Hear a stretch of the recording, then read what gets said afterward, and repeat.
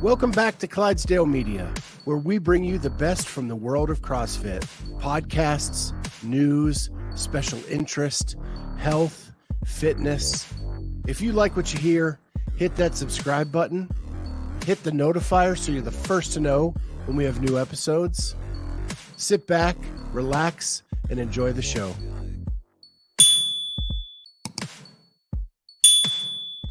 Good afternoon, everyone. Welcome to the Clydesdale Media Podcast.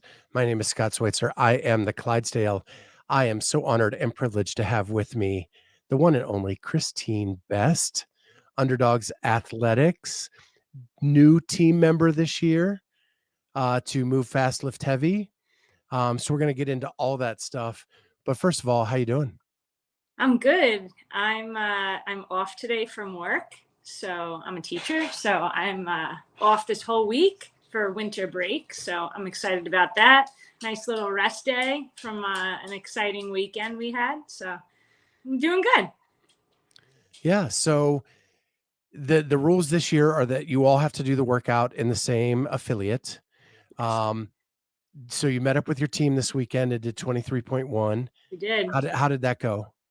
Are you willing to say at this point? I'm sorry. Yeah, I already posted my score. I did. It's interesting. This was my first open in 2014.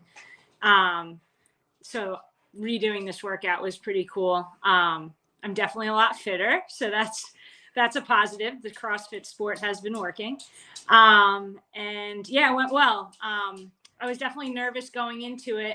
I feel like everyone says like the open kind of, I don't want to say it doesn't matter, but like there's not as much pressure as like making the games through the open. So anyway, I still felt nerves. I feel like everyone does. You always put expectations on yourself to do the best you can, and you want to show everyone that you're fit. So but once I met up with the team there, they kind of went away. Me and Brooke my teammate Brooke, we went together, and the boys went first, and then we went, and I did well. I got 33 calories on the row. The last row did not feel great. I'm sure everyone can say that, and all the pain faces that we've seen. But yeah, it was a good test, great workout, fun, lots of stuff going on. But it was a good time. Oh, I can't hear you. Kristine, it's the bane of my existence. I mute myself and then I forget to take it off, and the chat's going to go nuts now because I've done it again. Come on. Right. I know. It's like I'm a professional or something. Yeah, right? So anyway, we're doing a season series where we're following a handful of athletes through the season this year from all different levels. And there's a Masters champion that I am following who lives like 2 miles from my house. Oh, very cool. So over there to watch 23-1. And he said on that second row, like when you go dark, like he said, I knew it was bad when my blinking got really slow.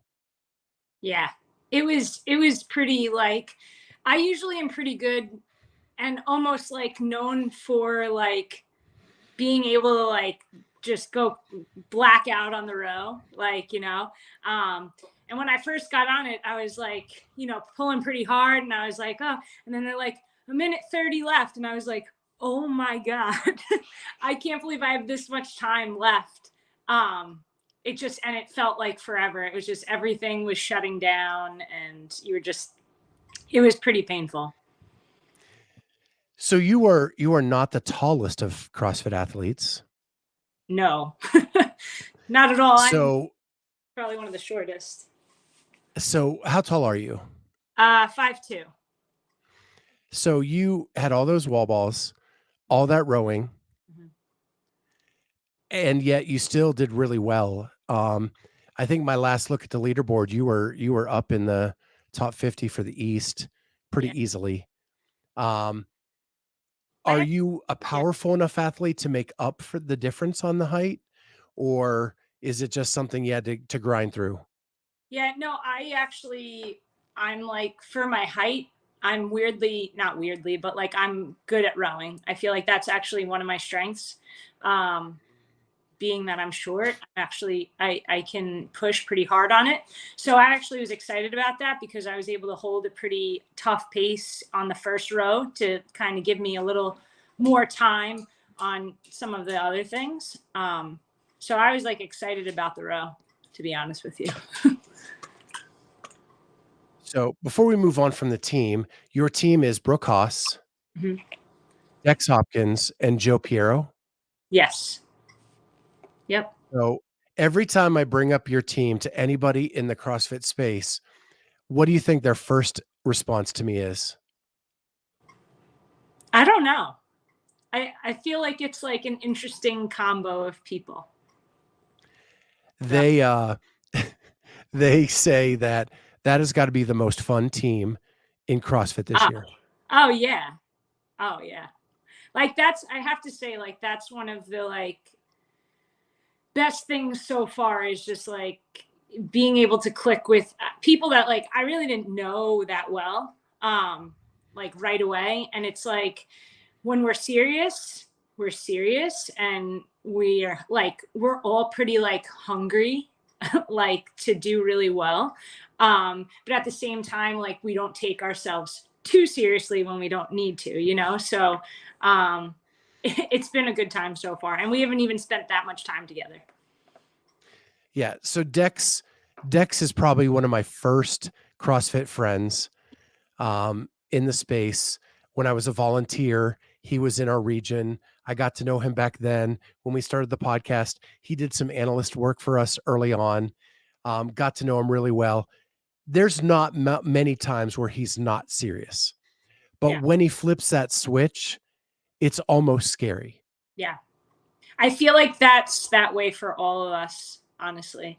Um, Especially like Brooke, like even Joe, we call him Joe, I call him Joey, but Joey P from Jersey. Uh, when when Brooke told him something, and he was like, yes, sir, like because she's no bullshit. Like it's sorry if I no let's curse, but No, you're all good. all right, yeah, no, when she like is our captain and she's like, let's go. And we all like have that like known we're ready to work kind of thing. So yeah, but Dex, he's a character. That guy's everywhere. Well, and Brooke, we interviewed her. She was one of our very first early on interviews. And the story that will stick in my head forever is she got kicked out of a recreational soccer league for being too violent. Sounds right.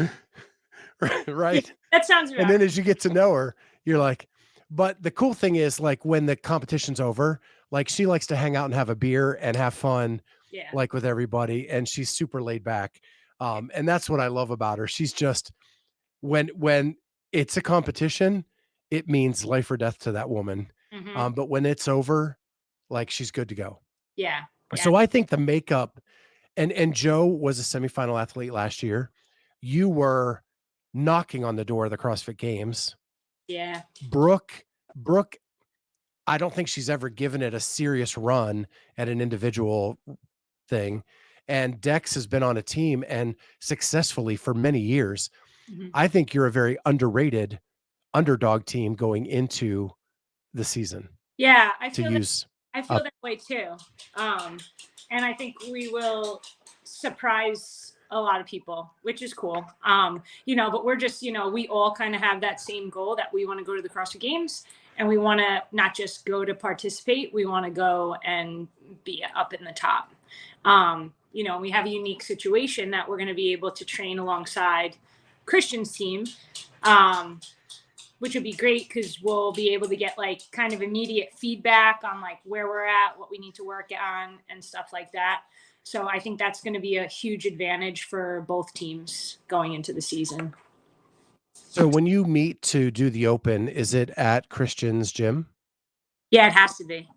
Yeah. So Okay. Dex and Brooke flew in for the weekend. and Joe's just a drive. Well, she's just like an hour away. But yeah, we all did it Saturday together. And then after we did it, we waited a little bit, and then we did some team training on the worm just to, get that rhythm going. And it actually felt great. And like all the other stuff that we did felt really good. And it's good to know that, being that it's only like the second time that we've like touched the worm together. And the worms, like I've been individual for forever and I've never really been on the worm too much. That's like a different animal. It's a different game. But like Dex and Brooke, they have so much experience on it. So Joe and I are kind of trying to learn quick. So is there an even distribution? Because Dex is pretty tall. Yeah. You are 5'2". Yeah. Is there an even distribution getting you from Dex to you? Believe it or not. So usually Dex is in the front, then it's Brooke, Joe, and then myself in the back. But a few times Joe and Dex would have to switch. So then Dex would be in front of me. And it hasn't been that terrible, honestly. So, okay. But he might be taking a little more of the brunt of the worm than I am, but that's going to be his job anyway. Yeah. Yeah. Cause he's well over 6 foot. Yeah. He's tall. He's tall. Yeah. So let's move on to your personal life a little bit, because we've had some questions about your teaching. Yes. And I don't know where I want to. Let's start with the teaching. You're a special education teacher in Long Island, New York. Yes, I was in third grade for 7 years, and this year I've been moved to fifth grade. And I actually love fifth grade. It's great. I actually have some of the students I had in third grade now in fifth grade. It's been good. I love it. I like the age. I love working with the kids. It's definitely certain years are different with the different students you have and things you have to deal with and different, situations. So this year has been a little bit, it's been a lot going on. But it's good because what's different from me than some other people is I have this job, but it's nice because when I get to the gym, it's like very therapeutic for me. So it's a nice balance to have that. So I work during the day, which is good. It's kind of like something different. And then I get to train at night or afternoon night. So in my research of you, I found a news story done by a local TV station in Long Island about you. Oh, yeah. And it showed that, and it was during COVID. Mm-hmm. So I don't know if it was just for that time frame, but that you were using fitness in the classroom to help you teach the kids. Is that something you do normally, or was that a COVID thing? I think I would say more of a COVID thing, just because we had to take, they were called mass breaks. So we would go outside, get some fresh air, everyone take their mask off, different things like that. And, I would get them working. You have a mass break. It's middle of winter, it's freezing, let's get moving and everything like that. And they loved it. I mean, it was a matter of 5 minutes, did a little EMOM, everything like that. But it was fun getting them moving. They loved it. They're not in the classroom, they're moving. So yeah, now in fifth grade, they like it too, but I wouldn't say we're doing it as often as we used to. So they don't all know me as, that I do. They don't know the degree that I do CrossFit. They know that I do it, but they don't know the degree, I guess.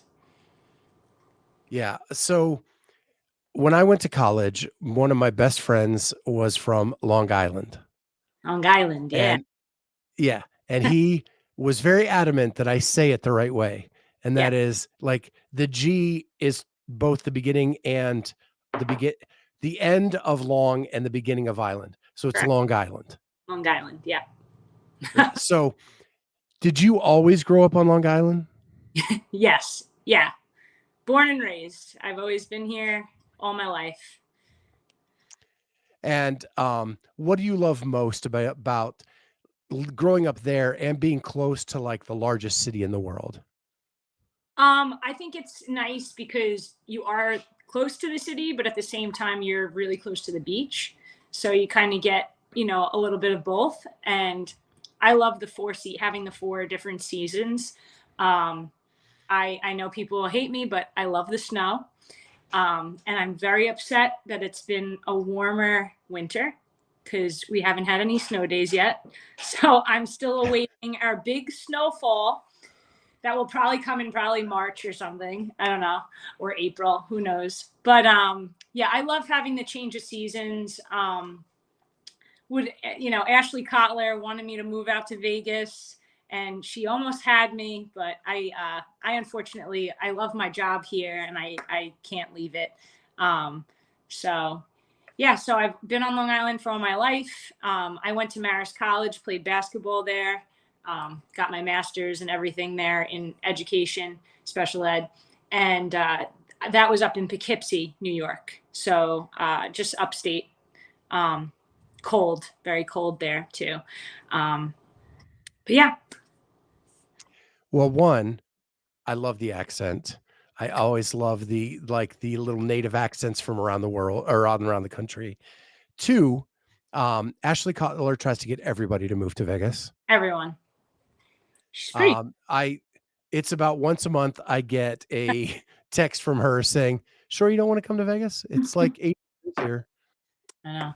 It's nice there. It's nice. It's different. I would move out west if I didn't have. I would have moved out west if I didn't have my full-time job. Definitely, for a little bit. If they could match my salary from my day job here, same. I probably would have went a while ago. Yeah. Yeah, I like it out there, like Arizona, Nevada. It's really nice out there. I would love to change it up, maybe in the future, but once you have a job, I have that job with the pension. I can't leave it. And I do love it. So making it work. And I also recently became a part owner of my gym here. So that's been pretty cool. That's been a little bit of a change, but pretty cool. Well, let's talk about that because it's been talked about on other podcasts that the connection between elite athlete and gym owner is going away. Mm-hmm. That the modern athlete doesn't even work out at an affiliate or a gym much anymore. It's a garage thing.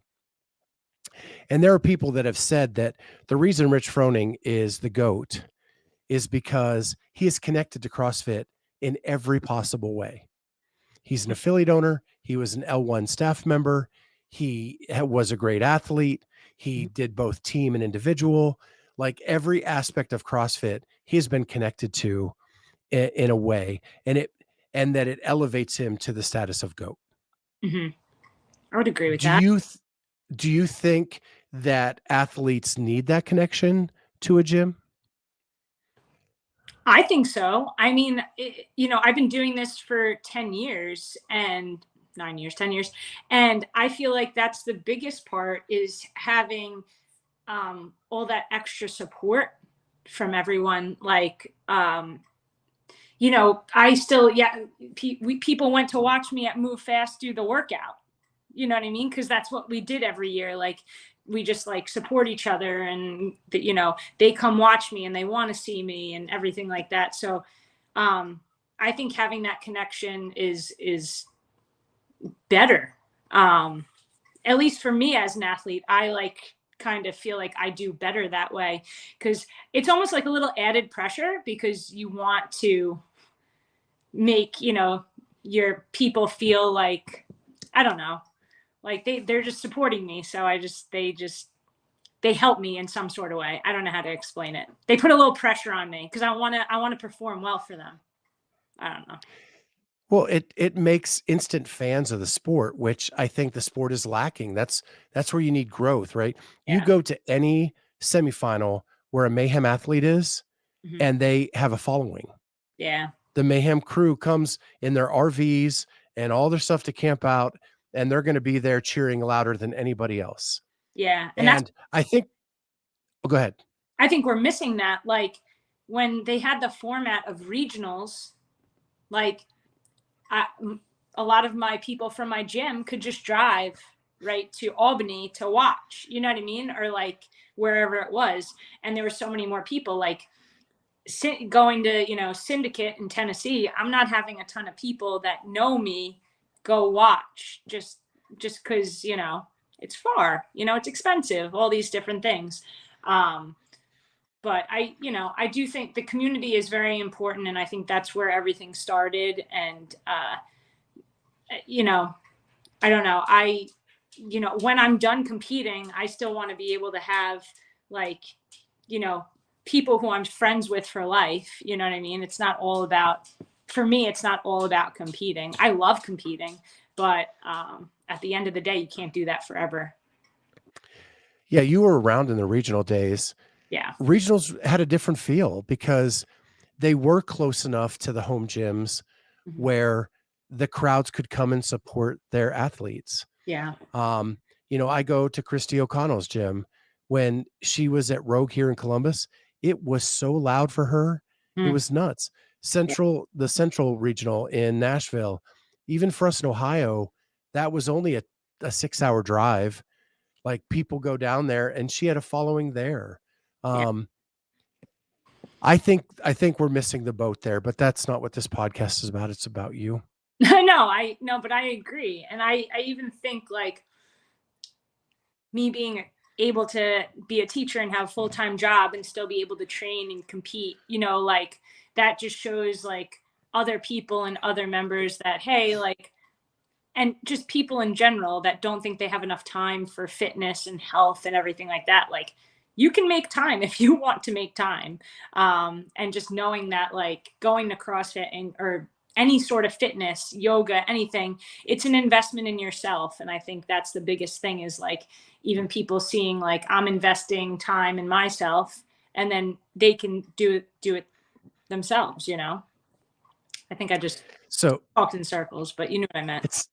It's all good. So you investing in yourself, you grew up as an athlete. You went to college, Division I, as a basketball player at 5'2", Yep. which blows me away. Yeah. You were always breaking the mold the whole time. So what position did you play? Center. No, I'm kidding. I was point guard.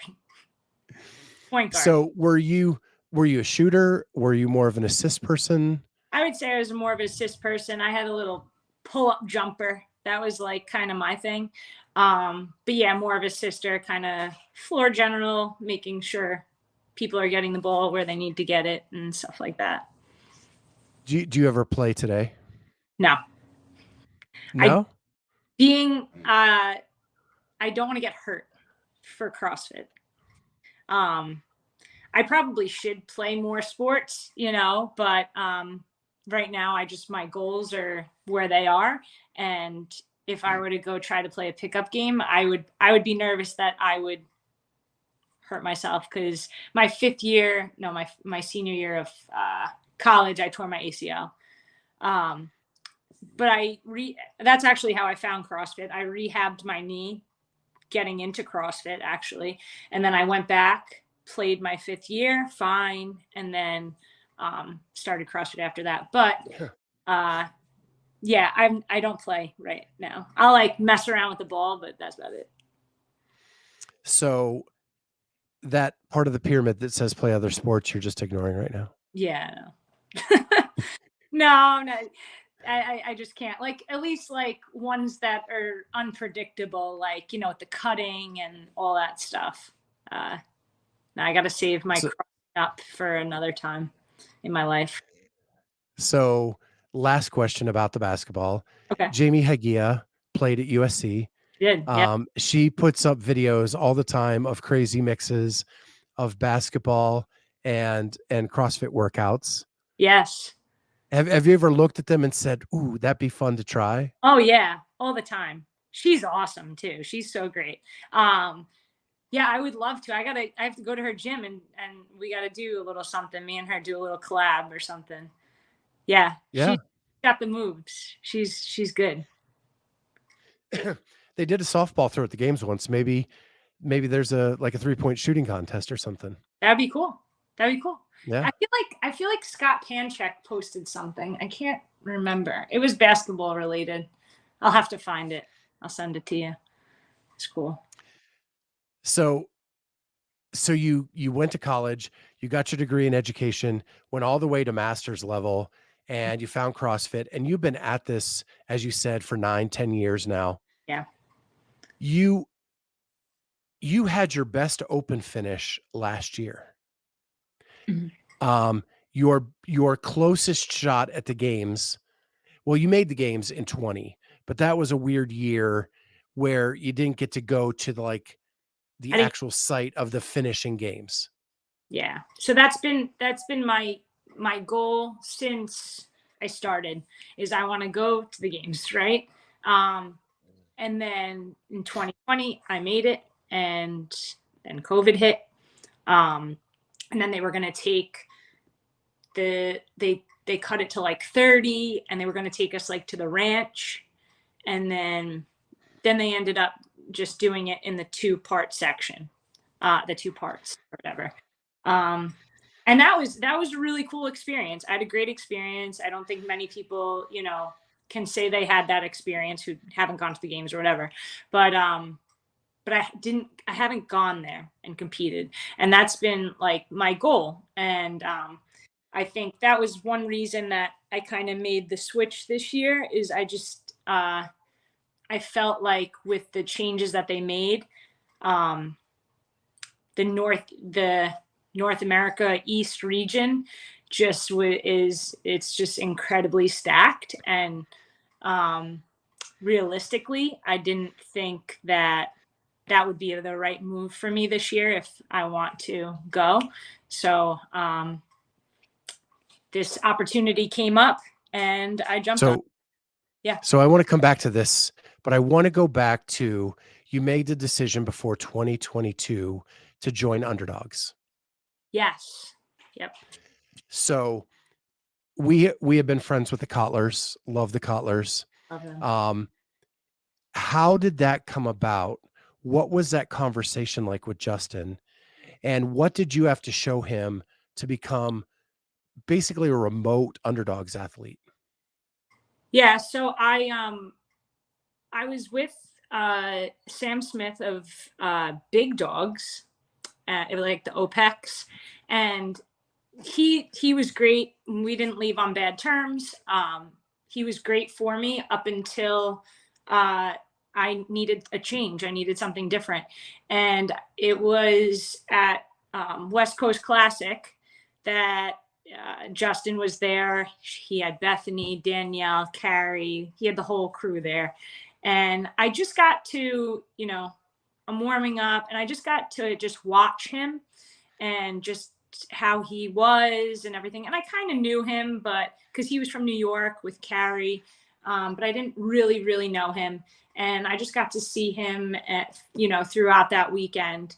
And I just felt like he would be a good fit for me in terms of what I needed in a coach, not just programming, but just like once I was in person, like the vibe I needed and the feedback I needed. So I texted Carrie and I was like, listen, like, do you think you can talk to Justin? Do you think he's looking for any new people? Not looking for people, but if he's available. And she's like, I'll talk to him. I was like, all right.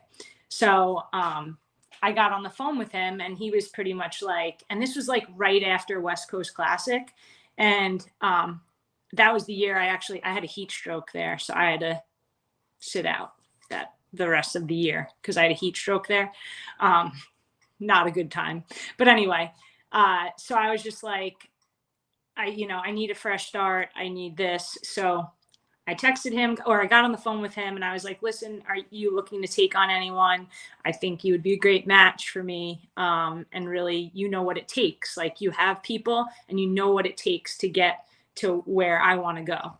And he was like, listen, like, I give my all to whoever I'm with, and I don't want to say I can and then not be able to provide that.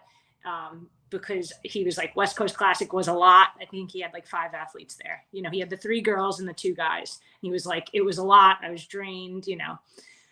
So he was like, I'll let you know. I'm not sure if I can. So I was upset, a little upset, because I got my heart set on him. You got the old don't call us, we'll call you. Yeah, kind of. So I was kind of waiting. And then finally he was like, wait till after the games. So I waited till after the games. It was a week or 2 after, and I was like, hey, what's up, Justin? And then we got on the phone, and he was like, all right, you know, I'll be your coach if you want me to, you know, like kind of thing like that. So I was ecstatic. And then once I started with him, like, I just feel like I got a lot better. And I continued to get better. I feel like I've been getting better just under him. He knows what I need. He knows me as an athlete. And this year going into Syndicate, he knew exactly what I needed during the competition. And we were able to maximize all my performances. I did the best I could, and I really performed the best that I ever have in a competition, like consistently across the board. And I didn't even make it, you know? And I feel like I did great. So let's talk about that. Yeah. You get the draw of the Syndicate Crown, which may have been the most stacked semifinal in all of CrossFit in 2022. Yeah, it definitely was. You know, it is what it is. Like, that's the way the cards were handled. And yeah, and I did great, and I came in 8th place. And I was happy about it, but I wasn't happy because I wanted to make the games. And I felt like it was very difficult with the girls that were there. And, you know, other semifinals happened, and, you know, it's that whole game, like, oh, well, if I was there, I probably would have made it and stuff like that. But that's all crap anyway. It didn't happen. So, you know, then I had the last chance qualifier, and I feel like I really showed up for that. I did really well, and I kind of surprised a lot of people, and I was right at the top, and I missed it by 2 spots. So it wasn't meant to be. So, you know, at the end of the day, I wasn't meant to be there. And when I'm meant to be there, I'll be there. So it's been tough for me, though, because I've been coming close every year, and I haven't. I mean, I made it in 2020, but it just wasn't the same. Like, I want to go and compete. I feel like I'm able to, and I'm at that level to be able to compete there. You want your locker, you want your swag, you want to be treated like one of the best. I mean, yeah. And it's not that's you want to get out on the floor and compete. I get that. But to have the pomp and circumstance of making it to that elite competition means something.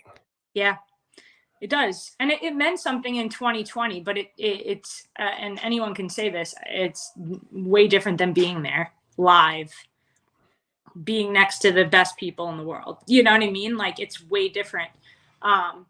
So I'm still fighting I know I'm getting older, and I feel like I'm getting fitter. So that's a good sign, because the girls are getting younger and better too. So, but yeah, I'm just going to keep fighting really until I get there. That's my goal. And I really hope this year, with the team, that the goal is to be there. So. Yeah. I talked to Justin throughout the season. He says the most glowing things about you as an athlete and how much he loves coaching you. Yeah. And when I saw you at the Green Beret Project and I heard you were going team, my first question was, oh my gosh, how can you leave Justin? No. And what was your response? I'll never leave Justin. He's stuck with me. Yeah, no, I definitely didn't leave him. Like, obviously I'm doing just a different route, but he's still going to be, you know, I'm still talking to him. He's still in my corner. He's still programming for me during the week. Yeah, no, not leaving him ever. So what did he bring to the table that you were missing? I almost feel like, well, first of all, just his knowledge of knowing and experience of knowing what it takes, right? Um, Knowing an athlete, knowing what to program for them, hammering weaknesses, um, and also me seeing that progress of those things that I wasn't good at, getting better, and then still refining other things. Um, and then also just like, it's just this like way that he has, like when you're at a competition, it's like a calming, but like at the same time, like, I believe in you. Let's go and show them what you got kind of thing. I'm not going to curse, but like, he just like got me fired up. Like, you know what I mean? Like in just a different way than, anybody just saying, let's go, him just like looking at you and like saying like, you're going to crush it. Like, this is your jam. Like, you know what I mean? So different things like that, but also being very realistic with me at the same time. You know what I mean? So like, I respected him so much for that. And just, it's just his way. So last year during semifinals, it was in between events. I think it was the lifting event. I was taking pictures of people in the crowd, like Mhm. watching the event. Mhm. And I got onto Justin and I took like a series of pictures. And then so it starts as calm Justin, and then it goes to nervous Justin. Mhm. Then it gets to fired up Justin, Yeah. and then it goes to loving, caring Justin. Yeah. He does it all. he, Right. And so I have two vivid pictures when he's with his athletes. There's the one that's screaming at the rail to let's go. yeah. And then there's the one that grabs you and whispers in your ear that Mhm. everything's going to be okay Yeah. and you're awesome. Yeah. Yeah. And that's just something that I feel like is hard to find. Like he's like the whole package. You know what I mean? And he can sing. He's got it all. He can.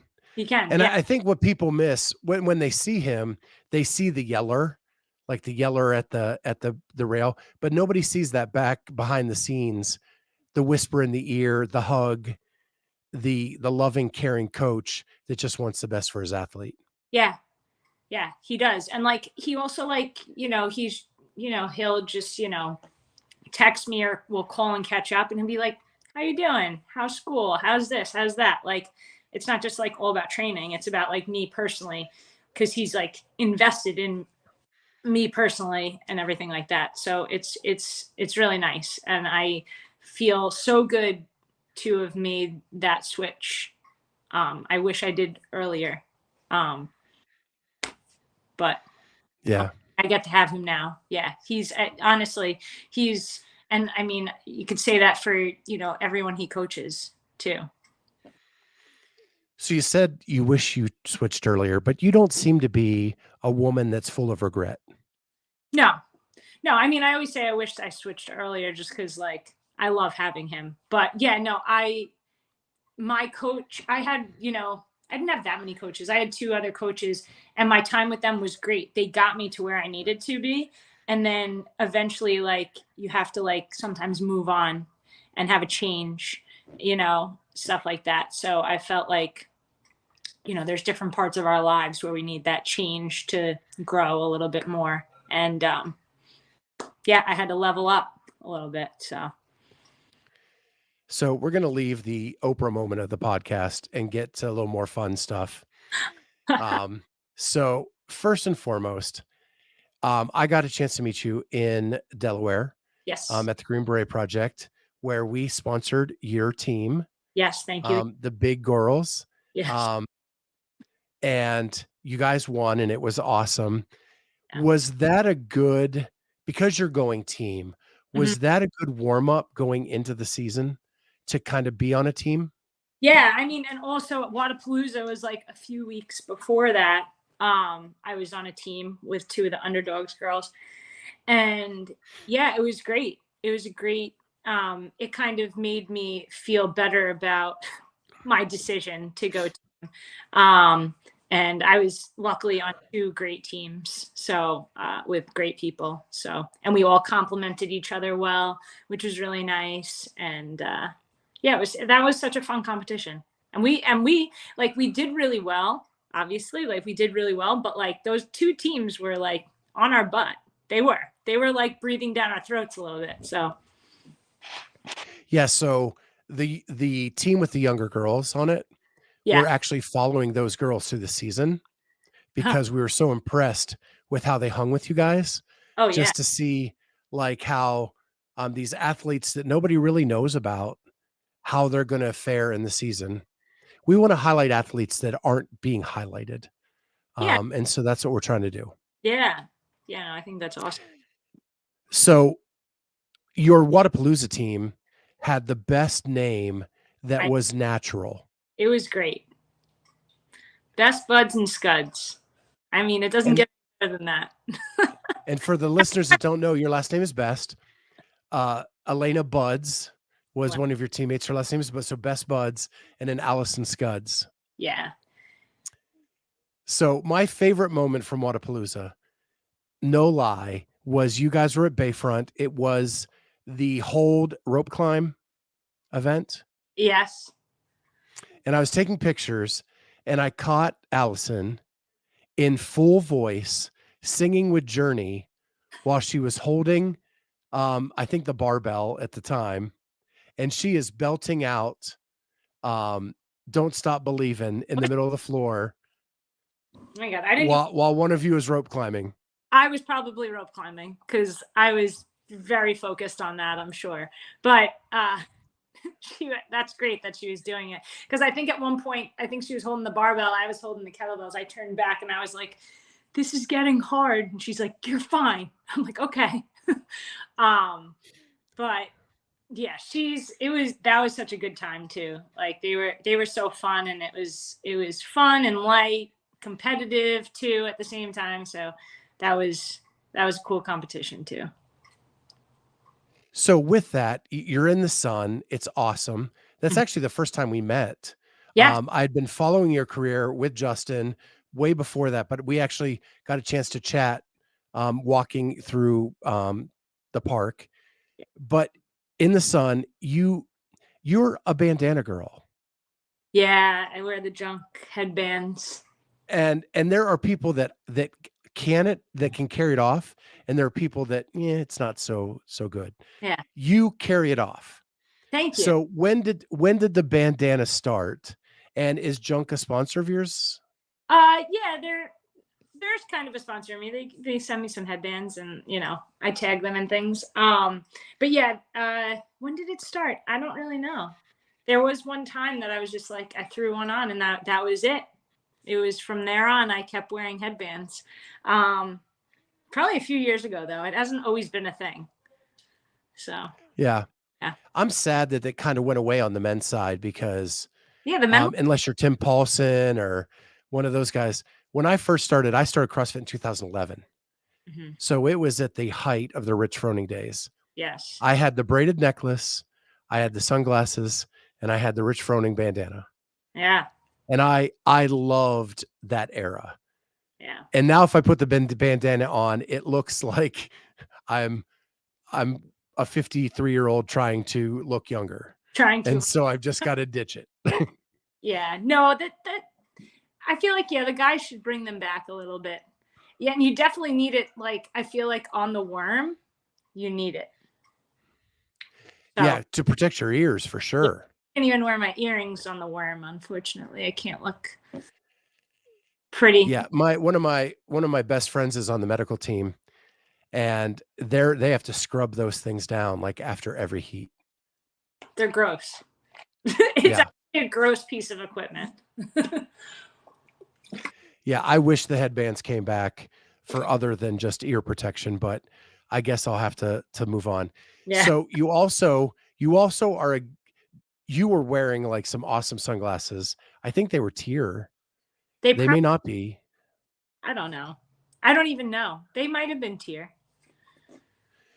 I just threw on something that, and you know what? I don't really wear sunglasses when I work out, obviously, but like at Wadapalooza you do sometimes because it's sunny. But I've been wearing glasses, actually, like just normal glasses. Not because I can't see, but when I do rope climbs, the rope has been getting in my eyes lately. Like I don't really know what the deal is, but I've been having to Well, wear. slow down. No, I'm not going fast either. I have no excuse. I'm just kidding.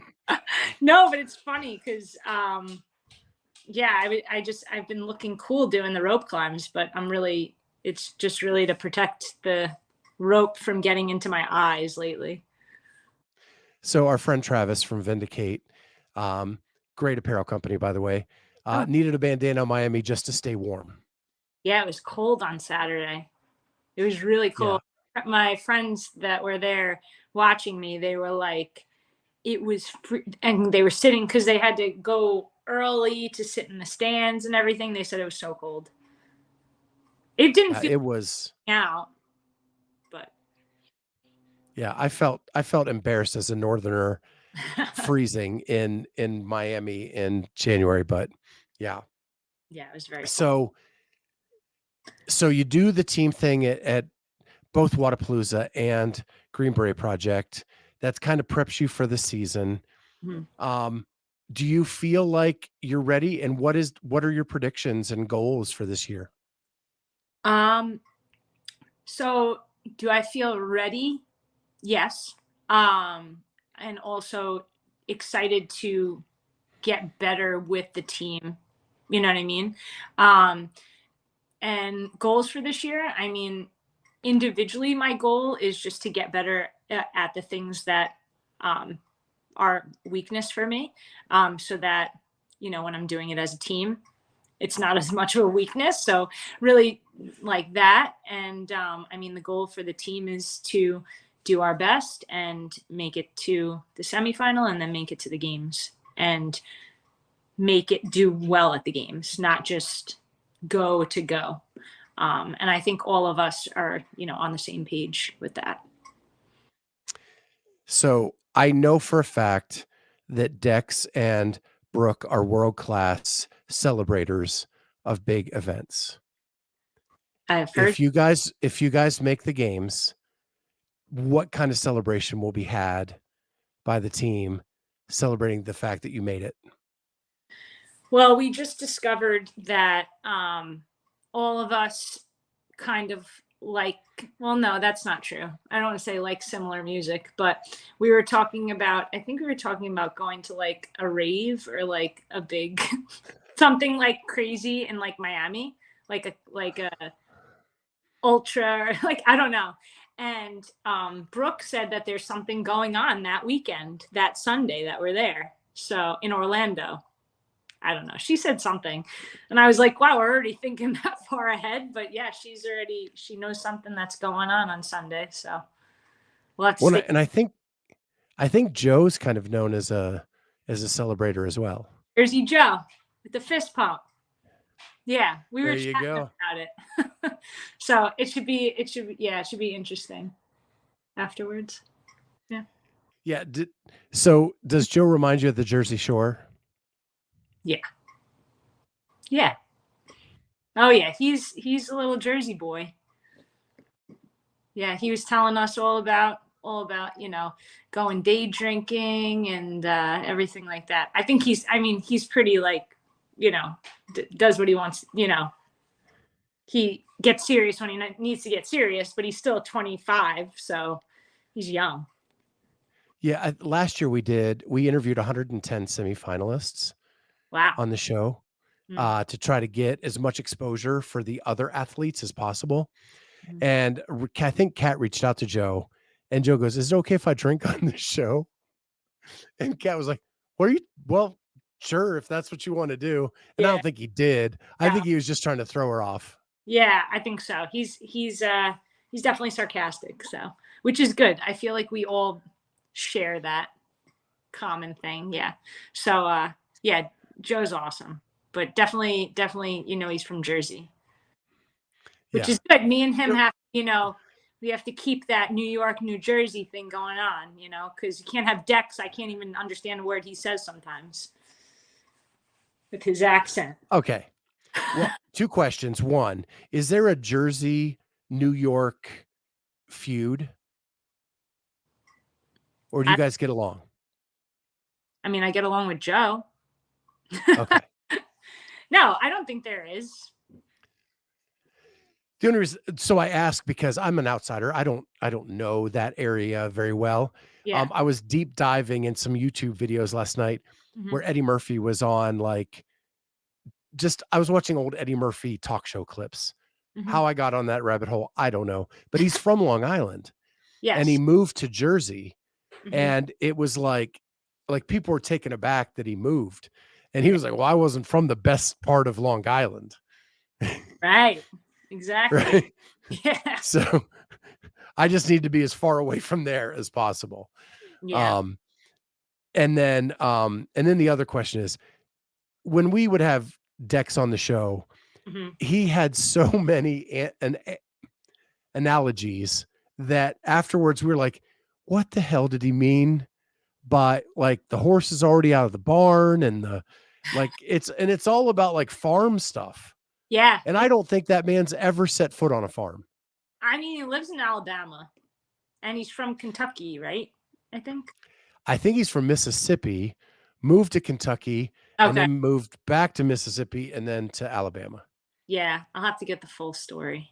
But he has some accent on him and he speaks fast. I'm like, he does. What? What are you talking about, Dex? I say to him. And he's like, Kristine, you just got to take the milk bucket to the farm so that you know that. And you're like, what the hell did you just say? Yeah, I'm going to go get you some water and coffee. Yeah. How does that sound? Yeah. Yeah. But yeah, he's cool. He's cool. Well, this has been a blast. Thank you so much for jumping on. Yeah. We wish you good luck. We will be in Orlando. Awesome. So hopefully we can catch up there and maybe get some stuff as you guys are coming off the floor as to how you're doing. And hopefully there's a big celebration Sunday night. That's the plan. And then our friend Bruce Wayne said, your accent is the best. Thank you. Appreciate it. Well, we'll see everybody next time on the Clydesdale Media Podcast.